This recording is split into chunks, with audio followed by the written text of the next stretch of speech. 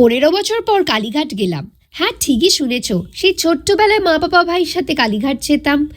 এখন জীবনটা এতটাই ব্যস্ত হয়ে গেছে যে কালীঘাট যাওয়াই হয় না। এবারই আমি আর মা ভেবেছিলাম যে কালীঘাট গিয়ে ঠাকুরের গর্ভগৃহে গিয়ে ওখানে গিয়ে ঠাকুরকে প্রণাম করব।